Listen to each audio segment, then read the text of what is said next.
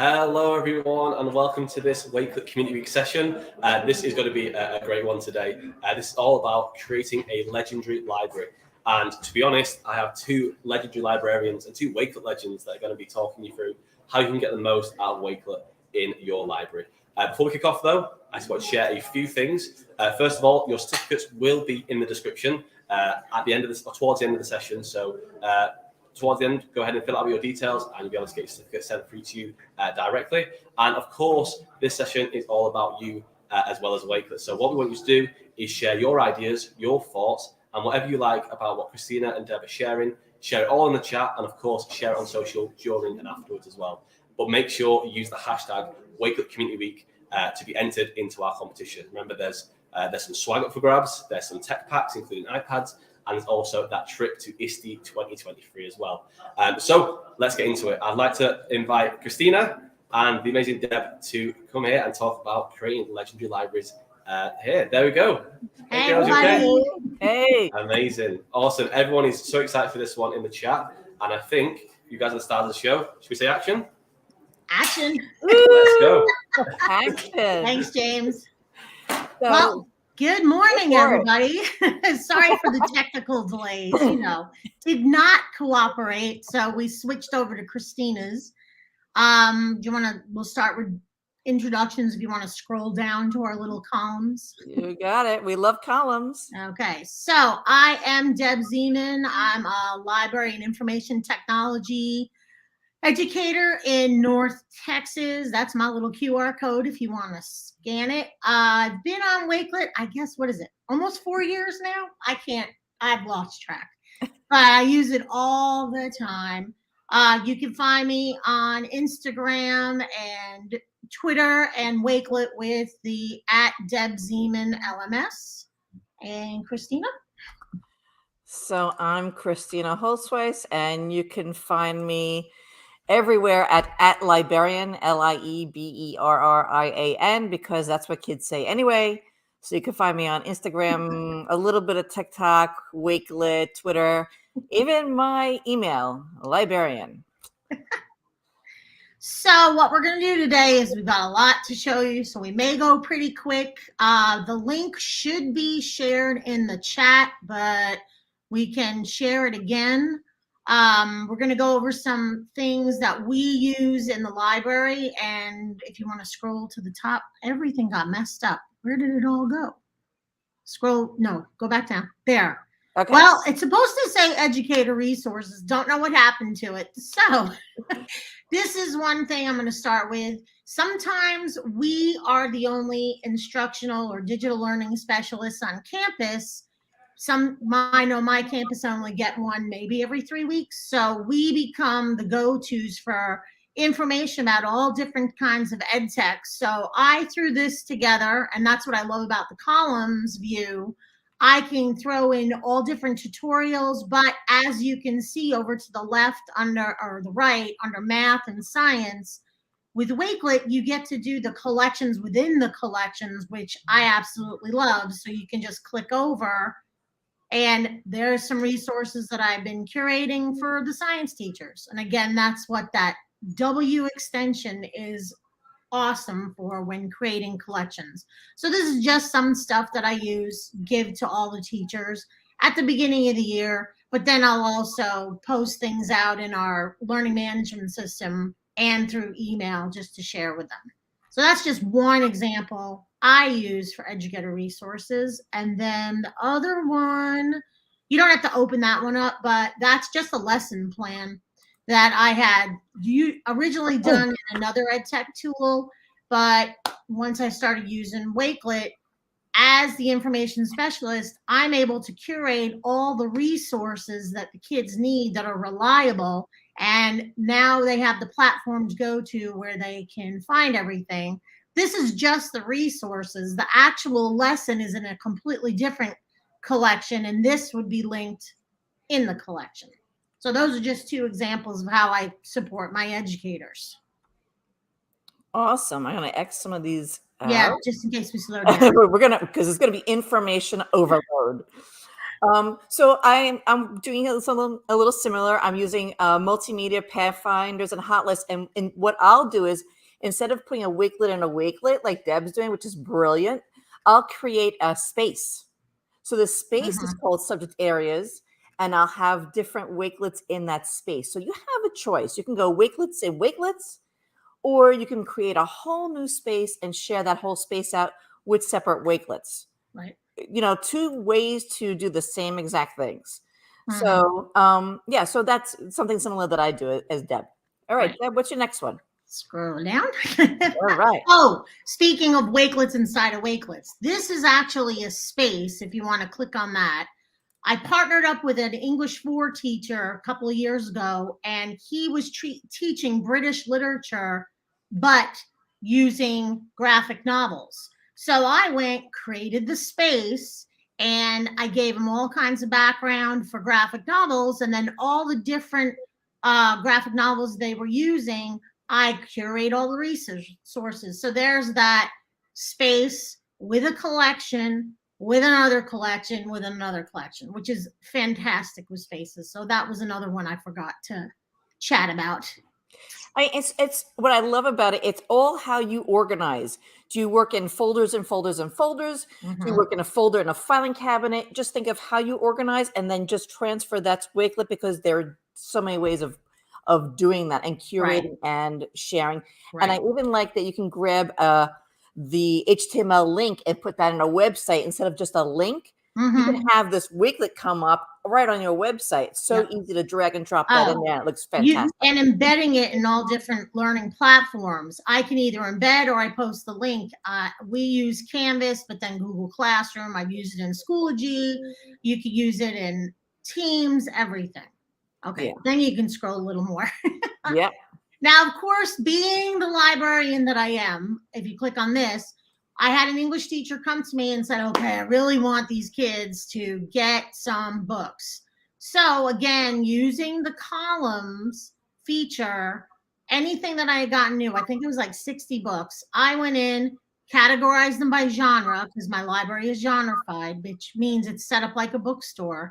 And I went and I curated book talks, book trailers, author interviews. So now the kids get that mini book tasting of what is there, and they'll go and they'll look and go, oh, okay, this is cool. And they'll get an idea of what they want, and then they come and they chat it. Yes, I like that. Lauren, it's like Inception, a Wakelet inside a Wakelet, which is really what it is.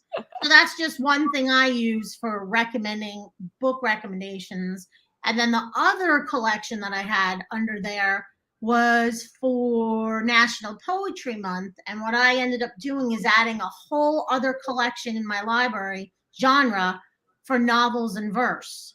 And so if you scroll down, I believe I did the same thing as the reading recommendations. And I categorized them by the genre, and I linked it to Goodreads. So now the kids will get a description of what the book is about. And because some of these are so new, they don't necessarily have book trailers, or because they're old, they might not have them. So I just went, again, a book tasting. So that's what I did for recommendations for kids. Great. I'm going to actually piggyback on that, because what I'll do is I have digital reading logs. So after they've listened to the book talks, after they've found the books, they can create their own digital reading journal. Now, as a kid, I could not stand when they would say, you have to read this number of pages per night, and then what's the author's name. And after a while, you just want to enjoy the book. A digital reading journal, you can actually take this as a template, and you can copy this. And here are some ideas. So have the kids find photos. Now with the Canva integration, you could have them create GIFs. Have them create memes that go into the reading journal or digital reading log. Have them find TED Talks. Have them find blogs that are related to it. And here are some digital projects. This is where you could put your Wii videos, your Flipgrid, your Bunsies. The kids can find things related, and they can make things related. And for the traditional people who want people with prompts, here's a bunch of writing prompts. But they're not the traditional, what's the plot? What's the theme? Right. It's more like if you were at a dinner party, what would you serve this main character? So they're a little more varied. So Right. this would be a digital reading log, picking back. And again, the thing we want to remind everybody, it becomes student voice and choice. You're not giving them the typical book report. They now can go out and you're pulling in the 4 C's, plus you're pulling in curation, plus you're pulling in citizenship. So it becomes that 6 C's, and teaching them how to get those reliable resources, but also allowing them the freedom to create. Yeah, it's got, and again, the voice and choice, you can give them suggestions, and then some requirements, but then not all requirements. And so when you were saying, I'm going to look for another one, you had the other one in there. I thought the bento book bento. Oh, actually, I'm going to quickly go to book study. Okay. Study. So because I'm hyperlinking. So sometimes when you have a one book, one school, one read, one book. This was a 9th grade. And so these are the different curriculum parts that go to this 9th grade book study. So you can do this with professional development books. You can do this with a book study for the whole school or for a grade. But that's another way to create based on Deb's curate and advertising. Deb, what were you thinking of going into the bentos? Well, we were talking about creation. Show them that one too. I thought that would be a good idea. Thanks. Just again, that student voice and choice, allowing them their voice to shine. Yeah. So I also create wakelets of tutorials and projects. So you can put in videos, you can put in text, and this shows you actually how to create a book bento, which is almost like a collage of things that related to the book, and you can hyperlink them. So you can use Buncee, you can use Genially, you can use PowerPoint. This one is an example of Google Slides, and this one actually gives you explanations, the plan. So you can take this. You can take Deb's recommendations. You can take this and make it your own and use it today. Make our Wakelet collection something that you can use right now. Right. And I'm showing people how to, kids how to use the unscreen. You can actually take the background away from GIFs. Something. Book bentos are really fun for kids, and making them digital is just a plus. Exactly. Deb, you want to go back to you? Yes. So one of the other things is great with PD, where as a librarian, we go to all these conferences and people are like, oh, you're gone for a week. You get to have so much fun. No, actually, we're working. So what you can do is you can put all of your notes into one collection. So if you scroll down, you'll see I have just information on the left. I'll put presenter stuff. And then I went and I broke it down each day. And again, this is where I can present it to my principal, because she's like, bring something back that everybody can use. Well, here you go. But if you scroll down up in the third corner, you see where it says collaborative. Here's note 1, 2, 3. Yeah.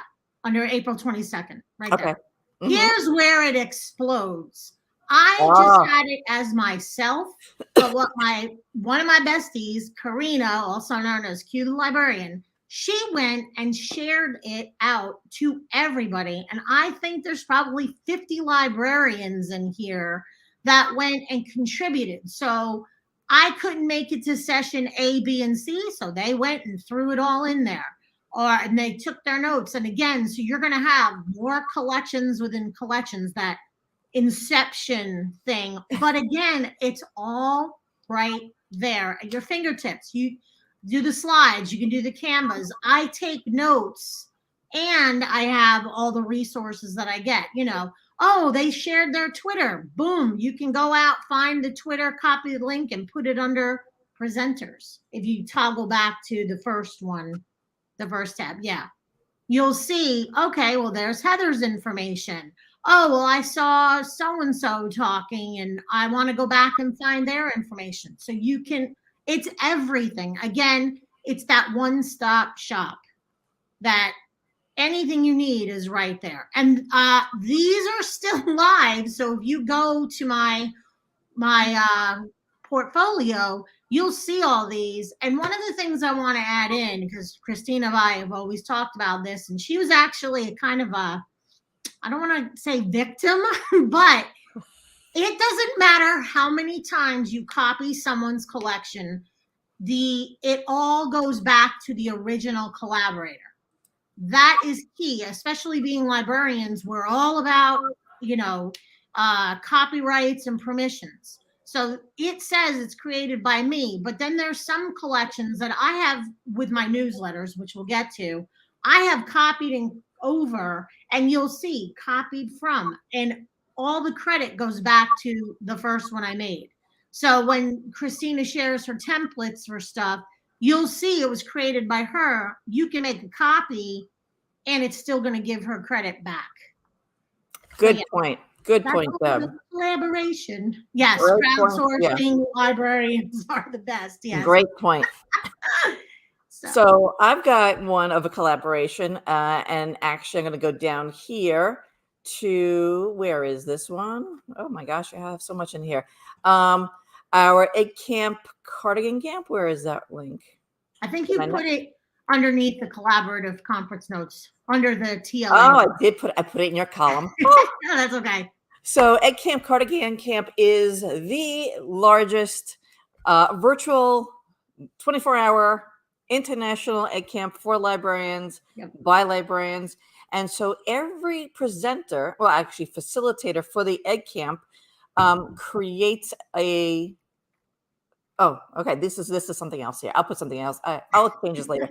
But this is my presentation. This is my presentation for egg camp. Aha. But each presenter will create their own Wakelet. And then everyone who's in that session can add to that Wakelet. And then all those Wakelets come out into Egg Camp Cardigan Camp. Egg Camp Cardigan Camp. I'm going to just Google that real quick. Because I got the wrong link in there. Egg Camp Cardigan Camp. And then you've got all of the sessions right there.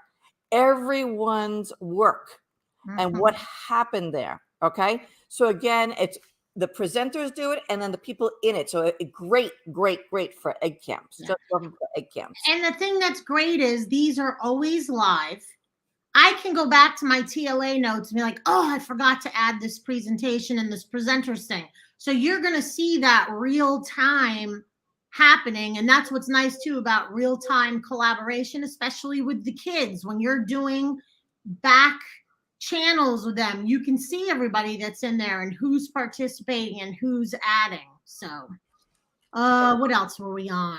What else we got in here? We've got you're going the wrong way. Oh, down. down. Oh my gosh. Let's see. Okay. So I'm all about a calendar. I don't know about the rest of you. I'm a nerd. I still keep a paper calendar. I still keep a calendar on here. But then I was like, I plan with this other librarian across the district, middle school librarian. We bounce ideas across to each other. And I'm like, do you want to do a calendar together? And she says, sure. I said, all right, give me a second. Literally, it took me no time. And now I have August, September, October, November, December. I'm able to take notes, add collections. So every month I'm sharing. So if you see for February, Black History Month, I can go and I can update it in real time for next year when new resources are out there. She can go in and add stuff. She has some great take and make ideas. If you scroll all the way to the left to the resources, I went and all of her graphics that she built in Canva under resources, I just uploaded the pictures. They're there. Now that we have that integration with Canva, we may be able to tweak some things better. But now I have everything I need right there. If you look under August, I think I even have my new, I went ahead. There it is. There's that App Smash integration with Buncee. This is a STEM activity calendar I create every year, every month. Thank you, Lori Guyan, for this idea. And I'm able to embed it. Kids don't need the link, but now they can go in and go, oh, okay. I want to see what's happening on August 2nd. Or look, we're back to school on August 10th. Yes, we're back in school for real. But I went ahead and I created my August one and I shared it there. She can just take this and put it on her Canvas course, or she'll message me and I'll send her the embed code so then she can have it right front and center on her. So again, every single thing I need for the year is there, and I can constantly keep adding it. And whether you're doing a Wakelet and a Wakelet and a Wakelet, or a Wakelet in a space, whatever changes, they all change with it. So I kind of created, like you did, a choice board. This is, I'm going to go down here. During the pandemic, I needed something for my kids to do to get out of my hair while I was teaching virtually. So I created, they have their own version with their passwords, but this is fun STEM makerspace and literacy activities. Copied from, see that? Copied from, right? It was the original for my kids. But again, I took the password version out, took all that. And mine is not as pretty as Deb's. It's not by month. It's not the Bunsey. It's the mood board, and that's okay. It's a mood board. That's right. It's a vision board. And so my kids can go in there and they can go find something to do. And I love that it has the description here, which, by the way, I don't know if you know that you can change the image when you're in a Bunsey, when you're in a Wakelet. You can also change the description. So if you really wanted to give your kids directions or give them a password for something, you can put it right here in the description. So again, this is a maker mess. But that's okay. Again, she can go in and change it to make it fall under each, like when I do the genres, and I can do that. Yeah, it can be cleaned up, but that was my brain dump. That's okay. You're allowed to be a brain dump. What else do we have in here? If you want to keep scrolling down and see.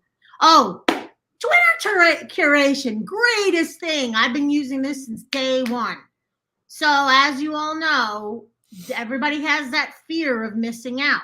Well, you can now go and curate every single tweet for whatever hashtag. So what this is Freedom Fridays or Freedom whenever. Every week and a half or two, I'll go in and I'll update and curate all the different. Look at that. Oh my God, Debbie, that's no, there's more than that. If you look on when you first look at it, there's over 8,000 items in here. Wow. I went a little nuts, but all right, I'm gonna like this. I'm gonna like this. Thank you. It's all the different tweets that people have sent out to support librarians, and it's also on the Freedom Fighters website. So you can go today and see it like this, but then tomorrow it could have another 200 tweets. You know, I'm not going to ISTE this year. I can do hashtag ISTE 2022 and every night pull everything up, because you know how people, I know I'm generous. I'll put my presentation out there.